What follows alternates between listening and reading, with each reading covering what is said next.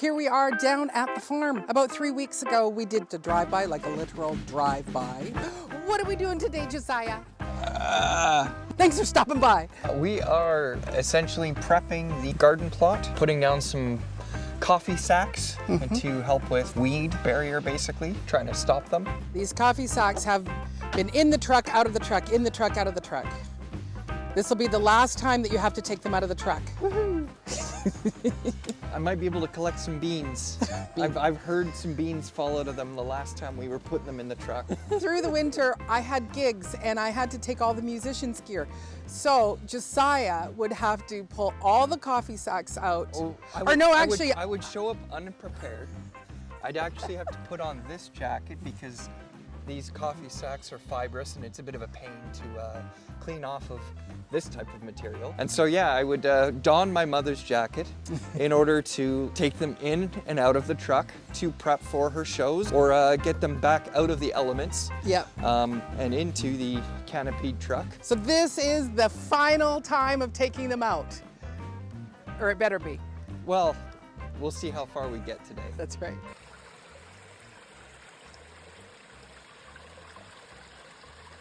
So this will be the first time for me to be here down at the farm to see what's actually going on. I've been waiting for my boots to come, and so they have arrived, and so I can muck about in my muck boots. We don't actually have a lot of water. 3 weeks ago, there was quite a bit of water. So that's going to be a great thing. And looks like the wind blew the lid off my poo-poo juice tote and also the bins that I used to pull the poo-poo juice out.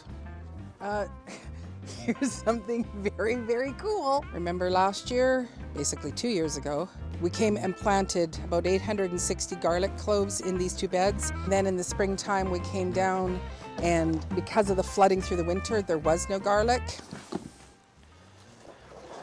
There is garlic growing in this bed. All the way to the end. I guess it was much, much deeper down in the soil. I was thinking it was flooded and rotted away, but nope, it was here the whole time. So we are on this journey of my second year of having the farm. Yeah. And so all of this has been brand new to me because I've always grown in pots and small areas, and this was my first year to do a full-on rows of garden beds. Yeah. With the flooding, because there is a real high water table here, it just floods the area and there's nothing you can do. You can't set up sandbags or like some kind of bank or anything like that. No. Everything's just gonna flood out. No. I could try growing rice. Yeah. Well, that would be a very good idea. But I'm not interested in learning how to grow rice at this stage. That's fair. I just want to be able to grow in here. The owner, he typically would rototill every single year to get rid of the weeds. And the weeds are really prolific. But, you know, your sister and I dug all those trenches and I said, please don't, undo all of our hard work. Yeah, it would create a lot more work to have to redo it and also disrupt the mycelium. Right. And that's one of the reasons why we are going to put coffee sacks down. That and they function as a selectively permeable barrier, allowing rainwater to fall into them, and it'll stop the weeds from growing up, as well as they decompose over time, feeding the soil. Right. The other thing that I do need to get done today is I've never measured the plot. And so it's like I've got a good measurer and a measuring tape. Because with me using the SeedTime app, that's letting me plot it out. I basically made my garden map, but I just was guessing by golly about how big the space is. So this is another thing we're going to do. Yeah, getting tighter measurements means that the app can be a lot more accurate in helping determine how many seeds can fit in each plot, when to plant, all that kind of stuff. That's awesome. Yes, and so yeah, the SeedTime app, I'm an affiliate with them, and so there is a link in the description. You can click on that and get the free app to plot out your garden calendar, which is fantastic. But I think we'll start with doing the coffee sacks first. It'll be a speed montage. Exactly. Change of plan. We're gonna get started with taking the measurements of the entire plot and then each individual row. I'll be the helper. I'm pretty good, eh?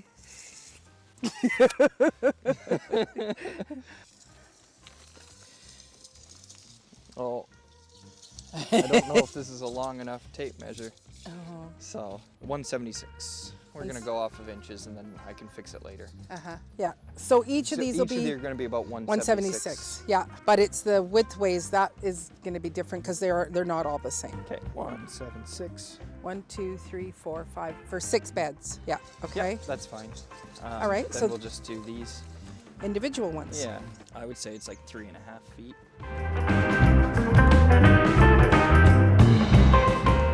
Yeah. So actually, if I take it to where we started, now go from there. So 140.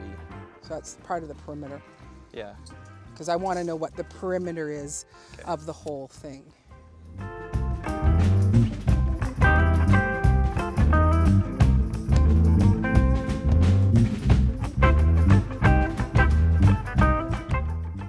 As I said before, this gardening here has been a huge learning curve for me to grow in long rows.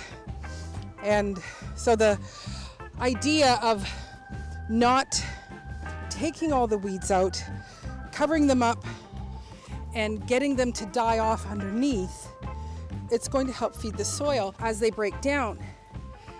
So I will actually keep the coffee sacks throughout the spring once I start planting. We'll be able to separate them, where Josiah is doing them. We're putting, 3, and in the center, I can lift that center one up and be able to put the starts in through there. With this being a floodplain, I can't bring in things like lettuce early on. I have to wait for the water to subside and go down. This is another experiment for me to figure out how to work with the land. I have no control about how much water is going to come. The great thing about it, though, is that this plot hardly needs any water because that water table is so high. And because I use a permaculture style of gardening, whether we put cardboard down or as we're adding in these coffee sacks, we're trying to, again, work with the ground. So that is, again, something that I'm learning. I don't know that the coffee sacks are going to be able to really suppress the weeds without having, another layer or another barrier over top. So this will be an experiment for me to figure out if this will work. But in the meantime, with what's already dying here, we're going to cover it over so that it can continue to break down. Where there are grasses, we're going to do what we can to break down. So with the garlic, because the garlic is up, I can't cover it with the coffee sack. So I'm going to bring down some straw and I'll put a row of straw over top of it, again, to try to suppress down the weeds. And that could be another thing that I could do, because I do have a lot of straw at home, is that we could come and cover these with the straw. So it's, the first layer of barrier and then as well put on top some straw. But that is yet to be seen.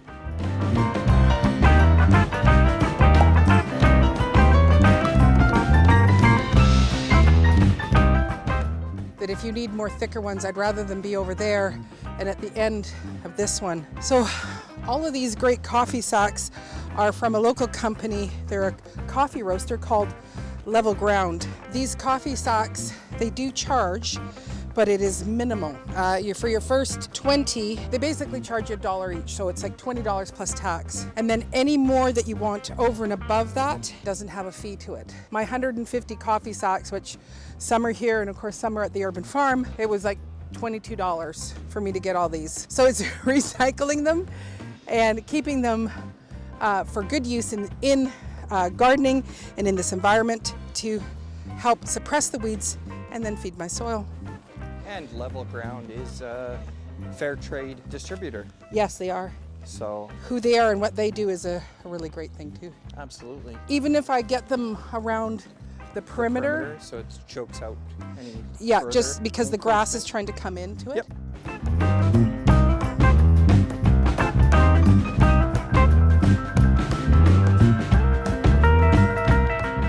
So we are done with as many coffee sacks as we have.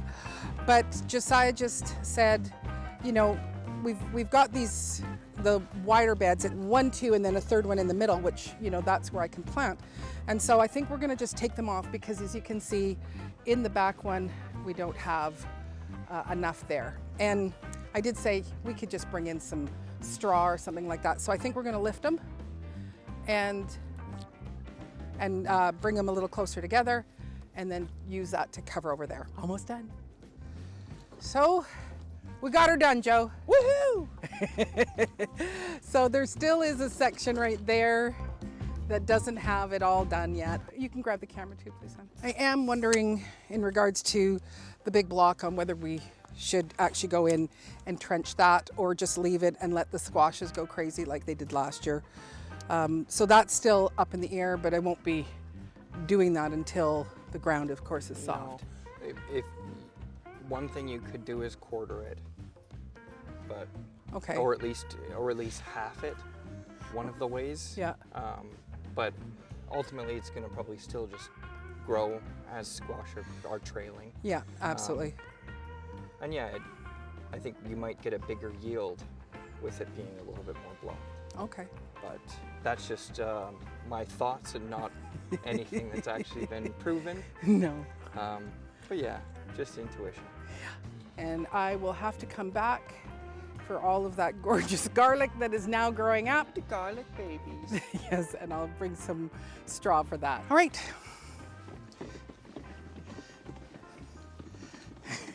Are you coming? Dork. Yeah, I'll pull the cart. Yeah. I want to be productive too. Yeah. And I'll close the gate. Thank you. Thanks, Josiah. You're welcome, Mama. Yeah. Mummy. Yeah. I'm just sharing all the names that I've given you. That's right. They are shared with the other siblings. But right. It is what it is. It is what it is. And in public, it's Maureen. That's right. Or when you guys are mad at me. I'm never mad at you. Never? Not anymore, we're associates. Oh, that's right. This is my professional associate son. Hello. Thanks for coming along. And thank you, Josiah, for helping me get that done. Welcome. Which is just awesome. Of course, by a bit quicker. It does when there's two. Yeah. I was looking into the forecast, and in the next week we are going to start seeing some snow, which we don't get a whole lot here, and it has been colder recently. And so in the next video, I've got some prep work to do to prepare for this little cold snap and snow. And last year when the snow came, we got like a 4-foot dump all at once, which is unheard of on the island.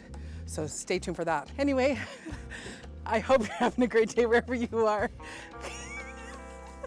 And I look forward to seeing you on that next video. Take care. God bless.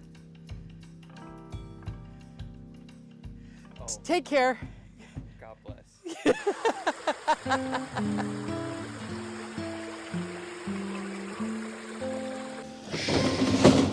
I've stolen the camera from my mom. This is just a little message to my mom. I'm very proud of all that you're accomplishing, all that you've set your mind to do through this whole process, and all the struggles and hurdles that you've had to get through. Being a part of this has been pretty awesome. I think one of the things is seeing how much more work it takes to capture this adventure, this journey, to share with those around you.